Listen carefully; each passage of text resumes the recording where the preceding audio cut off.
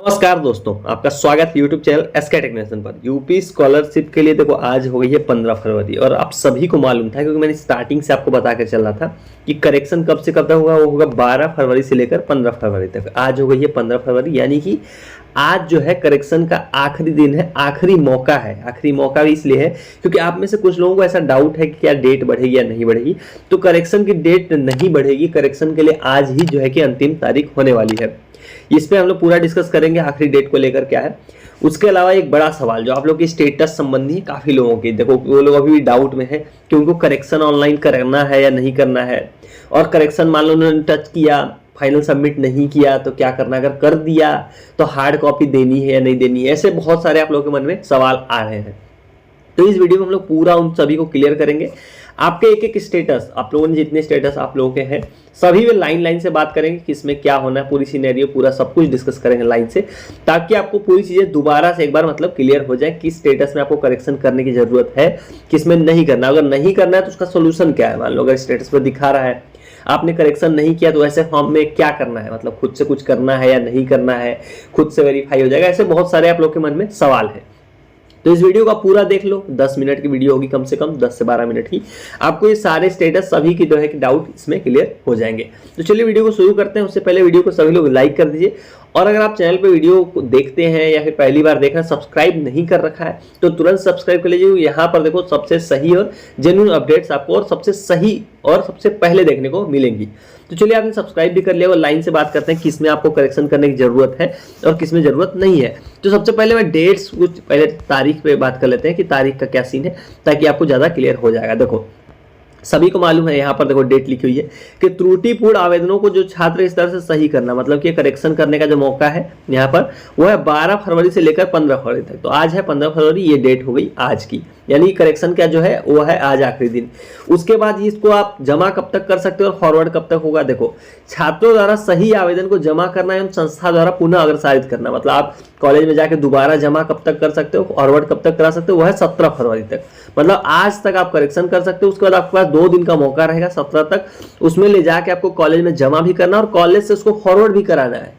Online जैसे आपने last time आपने फॉरवर्ड कराया था फॉर्म, इस बार भी आपको उसी तरह से कॉलेज क्या करना पड़ेगा, अपने लॉगिन पर जाके लॉगिन करेंगे वो लोग, उसके बाद वहां से जाके आपकी डिटेल्स को दोबारा फॉरवर्ड करेंगे। इसकी डेट कब तक है, इसकी डेट है 17 फरवरी तक, यानी कि 2 दिन उसके लिए और मौका दिया जाएगा। यहाँ पर देखिए लिखा भी है कि ऑनलाइन आवेदन पत्र की हार्ड कॉपी छात्र छात्रा द्वारा वांछित संलग्न मतलब कि उससे रिलेटेड जो भी डॉक्यूमेंट होगा सहित शिक्षण संस्थान में जमा किया जाना।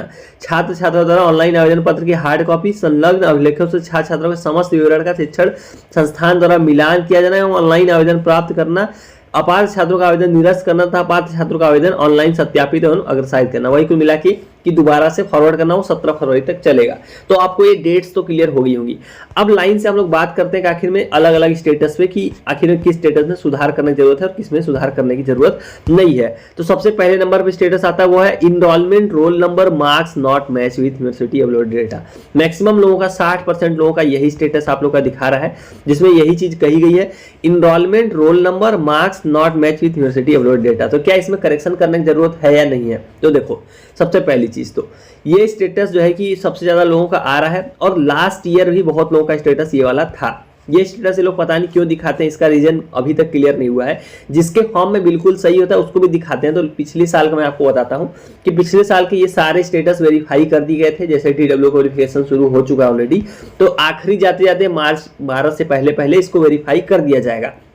अब इसमें करेक्शन करना है या नहीं करना है उस बात को आपको लोग ध्यान दीजिए। पहले देखो अगर इन तीनों डिटेल्स में से आपके फॉर्म में कुछ भी गलत है, जैसे इनरोलमेंट रोल नंबर या मार्क्स, इन सभी को क्या करना है आपको अपना जो ऑनलाइन आपकी यूनिवर्सिटी का डिटेल है, ऑनलाइन मार्कशीट या आपकी जो भी होती है, उनसे आपको मैच करा लेना है कि आपका इनरोलमेंट नंबर सही है या नहीं, अगर आपने भरा था तो सही है या नहीं सही है, रोल नंबर आपने सही भरा है या नहीं भरा है, उसके बाद आपके जो नंबर है यानी कि मार्क्स हैं वो सही भरे या नहीं भरे। ये तीनों जानकारी आपको याद से एक एक करके मैच करानी है।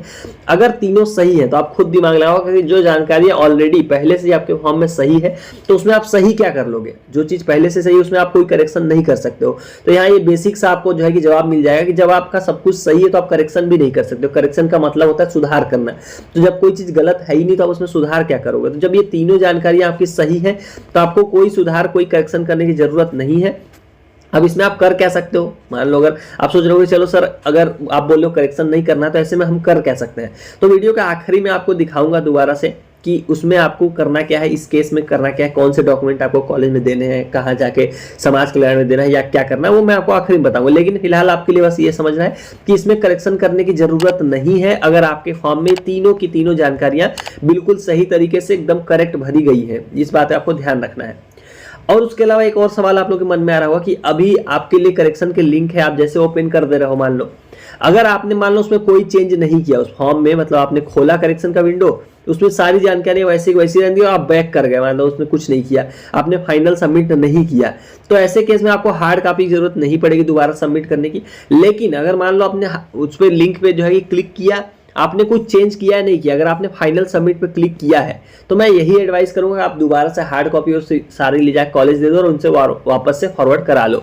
रीजन मैं ऐसा क्यों बोल रहा हूँ कि मान लो आपने फाइनल सबमिट कर दिया तो क्या होगा, देखो पहले आपका फॉर्म एक बार कॉलेज से फॉरवर्ड हो चुका है, उसके बाद आपने क्या किया, दोबारा से फाइनल सबमिट किया तो एक और फॉर्म जो है कि आपका क्रिएट हो जाएगा इस तरह का। तो मान लो इसको अगर आपने फॉरवर्ड नहीं कराया तो हो सकता है कि इसको DW कंसीडर ना करे और रिजेक्ट कर दे कि आपका फॉरवर्ड ही नहीं हुआ। इसलिए मैं बोल रहा हूँ सेफ साइड के लिए अगर आपने ऐसा टच किया है या कुछ किया है, मतलब उसको फाइनल सबमिशन पे आपने क्लिक किया है कि आपने दोबारा से फाइनल सबमिट कर दिया है, आप समझ रहे हो मैं क्या कह रहा हूँ। अगर आपने फाइनल सबमिट किया है तो दोबारा से जो है कि कॉलेज से जरूर फॉरवर्ड करा लेना, इसमें कोई दिक्कत ना है। इसलिए मैं आपको ये चीजें शुरू में ही गाइडेंस जो है कि दे रहा हूँ आपको। अगला आप बात करते हैं इसी तरह से, ये सत्यापित नहीं वाला जो था, काफी लोगों का सत्यापित किया गया में बदल गया, तो आप सभी को कांग्रेट्स, बहुत सारे मुबारकबाद। ये बहुत बड़ा पिछली बार का इशू था, तो इस बार अगर आपका सत्यापित कर दिया गया है तो अच्छी बात है।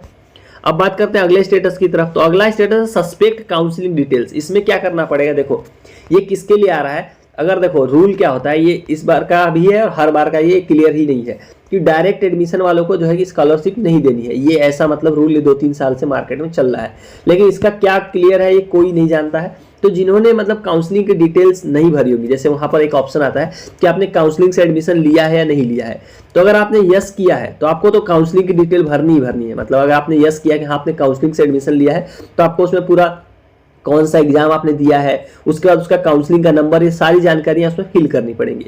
तो अगर आपने यस करके ये जानकारियां नहीं फिल करी हैं तो करेक्शन में आपको चेक करना पड़ेगा कि अगर ये आ रही है जानकारियां फिल करने की तो तुरंत करेक्शन कीजिए आप लोग और ये सारी जानकारियां भरिए, क्योंकि आज लास्ट डेट है। और उसका दोबारा से फाइनल सबमिट करके हार्ड कॉपी ले जाके कॉलेज में सबमिट कीजिए और 2 दिन के अंदर इसको फॉरवर्ड कराइए।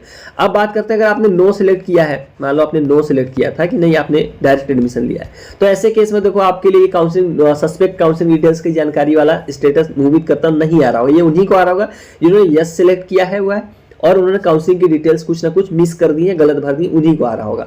जिन्होंने नो किया होगा कि नहीं काउंसलिंग से एडमिशन नहीं हुआ है तो उनका देखो अभी कुछ कह नहीं सकते, क्योंकि डायरेक्ट एडमिशन वालों का पैसा नहीं भी आता है, आता भी है, इसका कोई डायरेक्ट रूल नहीं है। तो ये चीज आपको देख लेनी है, काउंसलिंग की डिटेल कुछ मिसमैच हो रही होगी, आपने यस किया हुआ है तो उसको सही करके आपको दोबारा से जो है कि कर लेना है। तो इसमें भी अगर गलत हो तो ही आपको करेक्शन करना है, अदरवाइज आपको करेक्शन नहीं करना है। अब उसी तरह से अगले स्टेटस की तरफ बात करते हैं। हाँ, एक चीज और आपको ध्यान देनी है, देखो आप यहाँ पर जब भी आप लोग फॉर्म खोल लोगे तो कुछ जानकारी आपको ब्लैंक दिख रही होगी जो आपने भरी थी, तो ऐसे केस में आपको क्या करना है, ये बड़ा डाउट आ रहा है, तो आपको एक बात का नोटिस करना है यहाँ पर कि देखो मैक्सिमम जानकारियां जो स्टार लगी हुई है, जहाँ पे यहाँ ऑप्शन में आप देखोगे तो यहाँ पर देखो एक स्टार लगा हुआ है, छोटा सा सितारा बना हुआ है, तो जिन पे स्टार बना हुआ, सितारा बना हुआ, उनको तो आपको मैंडेटरी भरना ही भरना है। मतलब वो स्थान आपका खाली नहीं होना चाहिए किसी भी कीमत पर, वो रूल है। मतलब आप में जिस भी मतलब जिस ऑप्शन पे स्टार मार्क लगा हो, मतलब वो आपको जरूर से जरूर उस स्थान को भरना है। खाली स्थान भरोगे तो ऐसे फॉर्म आपका आगे नहीं जाएगा, तो उस बात का आपको ध्यान रखना। अगर स्टार नहीं लगा हुआ तो मतलब उसको आप खाली छोड़ सकते हो, तो इस बात का आपको ध्यान रखना है। अगला स्टेटस देखते हैं, high school board data match with UP board ICSE board database. देखो ये इस तरह से, मतलब ये पिछले साल का भी था, तो ये भी उस तरह की स्टेटस की कैटेगरी में जो ऑटोमेटिक यानी कि खुद से वेरीफाई होने वाला स्टेटस है।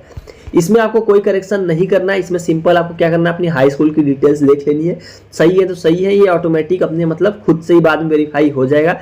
ये सिंपल है। इसमें ये बोल रहे हैं कि आपका जो है कि जो डेटाबेस है उनका उनसे मैच नहीं हो रहा है। ये पता नहीं कैसे इनका डेटाबेस कौन सा है, सन 80 का डेटाबेस है क्या है कि मैच नहीं होता, हमेशा हाई स्कूल की डिटेल्स ये बोलते हैं मैच नहीं हो रहा है। तो इसमें कुछ नहीं करना है, मैक्सिमम लोगों का आप लोगों का ऑलरेडी सही होगा हाई स्कूल की डिटेल्स, ये फालतू का स्टेटस है, इसको ये लोग सही कर देंगे, बाद में आपका ये फॉर्म वेरीफाई हो जाएगा। अब इसमें क्या डॉक्यूमेंट देनी है या नहीं देने हैं, मतलब करेक्शन तो इसमें नहीं करना है। देखो साफ सी बात यह है कि करेक्शन नहीं करना है ऐसे फॉर्म वालों को, अगर गलत नहीं है तो इस बात का आपको ध्यान रखना है। तो इसमें आपको कुछ डॉक्यूमेंट देने होंगे, वो मैं आपको आखिरी में दिखाऊंगा। कि आखिर में आपको क्या देना है, ये मैंने आपको ऑलरेडी डिस्कस कर दिया। अगला स्टेटस है pass promoted number less than 33% applicant where institution marks is same as institute. देखो ये किसका दिखा रहा है, यहाँ पर ये तो पहली बात एकदम बिल्कुल गलत लिखा हुआ है। इसमें ये बोल रहे हैं कि जिस छात्र का ये फॉर्म है उनका जो नंबर है वो 33% से कम भरा हुआ है। तो इसको में आपको क्या करना है, इसमें मतलब पूरे चांसेस है कि जो मार्क्स की जानकारी, जो नंबर आपने भरा है फॉर्म में, आपको उसको जरूर ध्यान से देख लेना, वो कहीं ना कहीं गलत है। अगर गलत होगा तो तुरंत करेक्शन कर लीजिए, लास्ट डेट है ही वैसे भी। अगर ये सही है, मान लो अगर ये सही है तो इसमें आपको कुछ नहीं करना है, मार्कशीट की फोटोकॉपी वाला ही सीन इसमें भी आएगा। तो अगर इसमें सब कुछ सही है, जो कि मैं मान के चल रहा हूँ, क्योंकि देखो जिनका है यहाँ पर भी आप देख सकते हो उनका 50 से कम है, इसके कारण इस तरह से दिखाया जा रहा है। देखो 500 में से 233 नंबर आए हैं, तो 50% से कम है, इसके कारण तो ऐसे भी निरस्त कर दिया जाएगा ये फॉर्म। जनरली देखो 60% से ऊपर हो तभी आप सेफ जोन में, उससे कम में हो तो आप मेरिट में भी नहीं आओगे, लोग रिजेक्ट भी कर देंगे। तो उससे कम है तो थोड़ा सा ऐसे ही खतरा है, बस आप भगवान से मनाओ कि आपका फॉर्म लोग निरस्त ना करें, आगे जाने दें, उसके बाद देखा जाएगा जो होगा। तो जिनका इस तरह से है उनको क्या करना है, देखो अगर कुछ गलत नहीं है तो आप ऐसे भी करेक्शन नहीं कर सकते हो, बस आपको वेट करना है कि लोग फॉर्म रिजेक्ट ना करें।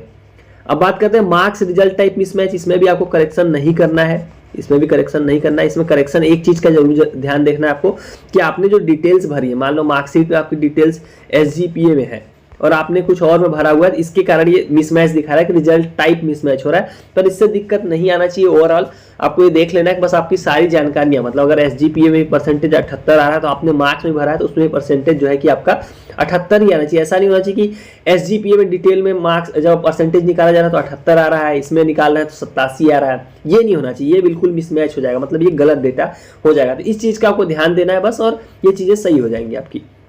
अगला देख लीजिए, duplicate income certificate number marks result type mismatch और attendance percent less than 75%, suspect result enrolment number marks not match university uploaded data.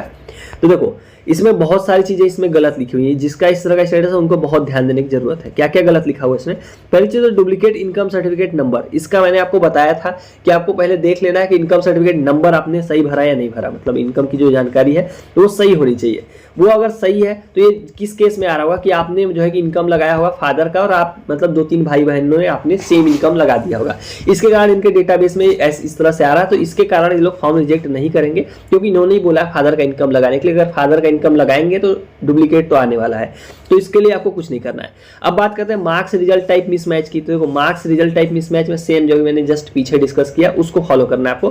तीसरी चीज जो सबसे ज्यादा इंपॉर्टेंट हुआ है अटेंडेंस परसेंट लेस देन 75%। इसके लिए तत्काल प्रभाव से तुरंत कॉलेज जाइए और इसके बारे में जो है कि बात कीजिए कि इसको सर कैसे सही करें, क्योंकि देखो 75 से कम रहेगा तो आपका फॉर्म लोग रिजेक्ट कर देंगे। इस बात का आपको ध्यान देना है। और यहाँ पर एक चीज और है कि आपने रिजल्ट यहाँ पर देखो भरा नहीं है, मतलब 0-0 भरा हुआ है। एक बात याद रखना आपको, जिन्होंने रिजल्ट नॉट डिक्लेयर करके फॉर्म भरा था, जिन्होंने रिजल्ट उसमें पूरे दोनों सेमेस्टर का नहीं भरा था, उनका फॉर्म ये लोग ऐसे ही रिजेक्ट कर देंगे, क्योंकि ये रूल है। मतलब आपकी यूनिवर्सिटी ने भले आपका फॉर्म भरवा दिया होगा, एक सेमेस्टर का रिजल्ट आया था और आप तीसरे सेमेस्टर, मान लो आप सेकेंड ईयर में हो, रिजल्ट सिर्फ फर्स्ट सेमेस्टर का आया था, लेकिन नियम के हिसाब से दूसरे और पहले दोनों का रिजल्ट आना चाहिए, तभी आप जो है कि स्कॉलरशिप ले सकते हो।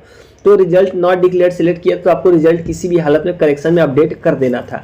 अगर आपने नहीं किया तो फॉर्म रिजेक्ट हो जाएगा। उसी तरह जैसे इनका देखो 0-0 है, तो इसी वजह से यहाँ सस्पेक्ट रिजल्ट लिखा हुआ है। ऐसे लोग तो जरूर से जरूर करेक्शन कर लेना, क्योंकि बिना करेक्शन के ये फॉर्म रिजेक्ट हो ही जाएगा। तो इस बात का आपको ध्यान रखना है। तो अगले स्टेटस की तरफ चलते हैं। देखो ये वाला है below 55% marks enter in graduation where admission required on below of basic of graduation for private institution professional courses. देखो इसमें क्या लिखा हुआ है, इसमें ये लिखा हुआ है कि आपका जो है ग्रेजुएशन में 55% से जो है कि कम है जिस कोर्स में, उस कोर्स में जिस पे ग्रेजुएशन के बेसिस पे एडमिशन होता है। जैसे अगर आप बीएड कर रहे हो तो बीएड एडमिशन आपने बीए पे लिया होगा या फिर बीएससी भी लिया होगा, जैसे भी लिया होगा, मतलब आपने ग्रेजुएशन के बेसिस पे लिया होगा। उसमें कितना होना चाहिए आपका ग्रेजुएशन में, यानी बीए में अगर आपने बीए से लिया है तो 55% से जो है कि ज्यादा होना चाहिए। अगर उससे कम है तो आप इसमें कुछ कर नहीं सकते हो, आप बस वेट कर सकते हो, करेक्शन करने की जरूरत नहीं है। करेक्शन तो तभी करोगे जब कुछ गलत हो। इंतजार कीजिए कि ये स्टेटस ये लोग रिजेक्ट ना करें। अगर सही से इसको फॉरवर्ड कर दें तो सही हो जाएगा। अगर सच में आपका इससे कम है, 55% से मान लो आपका कम है 48% है, तो देखो आपका फॉर्म ऐसे ही निरस्त हो जाएगा। मैं आपके लिए मतलब कोई बुरी खबर नहीं दे रहा हूँ, लेकिन जो फैक्ट वही बता रहा हूँ। मैं पिछले साल से काम करता आ रहा हूँ स्कॉलरशिप पे, तो 50% से कम है तो ये लोग फॉर्म ऐसे ही रिजेक्ट कर देंगे। तो उस बात का आपको ध्यान रखना है। बाकी अगर सही है तो कोई दिक्कत नहीं है, स्टेटस गलत हुआ तो आपका जो है कि ऑटोमेटिक वेरीफाई हो जाएगा। अभी मैं आपको डॉक्यूमेंट भी दिखाऊंगा जिसमें सारी चीजें लिखी होंगी। सस्पेक्ट एज वाले जनरली ये किसको आ रहा होगा, 9वीं 10वीं के छात्रों का आ रहा होगा, इनको कुछ नहीं करना है, ये ऑटोमेटिक जो है कि वेरीफाई हो जाता है, उसमें स्कॉलरशिप का पैसा आ जाता है। अटेंडेंस वाला ऑलरेडी डिस्कस कर लिया। तो ये सारी चीजें थी जो मतलब करेक्शन करना है या नहीं करना, वो मैंने आपको बता दिया। अब सवाल ये आता है कि जिनको मैंने बोल दिया कि करेक्शन नहीं करना, उनका स्टेटस वेरीफाई कैसे होगा, मतलब उनको क्या डॉक्यूमेंट देने हैं। तो देखो, आप में से रंजीत है, उन्होंने मुझे ये बड़ा ही अच्छा डॉक्यूमेंट भेजा है। तो इसको, इस डॉक्यूमेंट को जिन्होंने बताया उनको तो पहले तो बहुत बहुत थैंक यू। काफ़ी ज़्यादा मेहनत और बहुत ही जो है कि शानदार इन्होंने ये वाला डॉक्यूमेंट बनाया है। तो रंजीत ने मुझे भेजा है, पर इसके जो ओरिजिनल क्रिएटर हैं जिन्होंने इसको बनाया है उनका बहुत बहुत थैंक यू। आपने बहुत ही मतलब मेहनत से आपने ये शानदार जो है डॉक्यूमेंट बनाया है। इसमें आपका कोई नाम वाम नहीं लिखा है, पर जिसने भी बनाया है उन, अगर वो वीडियो देख रहे हैं तो उनको बहुत बहुत थैंक यू। तो इसमें देखो, आप लोग के जितने स्टेटस हैं उसमें बड़ा ही डिटेल में हिंदी में लिखा हुआ प्रॉपर तरीके से। देखो, पेंडिंग है डिस्ट्रिक्ट स्कॉलरशिप कमेटी का क्या होगा, आपका फॉर्म 100% सही है, जो कि बिल्कुल सही बात लिखी हुई है। दूसरे नंबर पर लिखा है कि इनरोलमेंट जिनका आ रहा है उनको क्या करना है, स्टेटस का प्रिंट और मार्कशीट की छाया प्रति जिसमें कॉलेज की साइन मोहर उसको जमा कर दो, सही हो जाएगा। मतलब इनमें कुल मिला के पूरे डॉक्यूमेंट लिखे हुए किसमें आपको क्या देना है, तो आपका स्टेटस वेरीफाई हो जाएगा। उसी तरह से हाई स्कूल का अगर मिसमैच दिखा रहा है तो 10 की मार्कशीट की छाया प्रति यानी कि फोटोकॉपी, स्टेटस का प्रिंट दोनों जमा करना है। डुप्लीकेट इनकम में घर में एक से अधिक फॉर्म में पिता का आय प्रमाण पत्र लगा, जो मैंने आपको बताया, इसके लिए कॉलेज से बात कर एप्लीकेशन और आय प्रमाण पत्र की छाया प्रति जमा कर दे। कुल मिला इसमें हर एक स्टेटस की जो है कि डिटेल लिखी हुई है, किसमें आपको क्या देना है।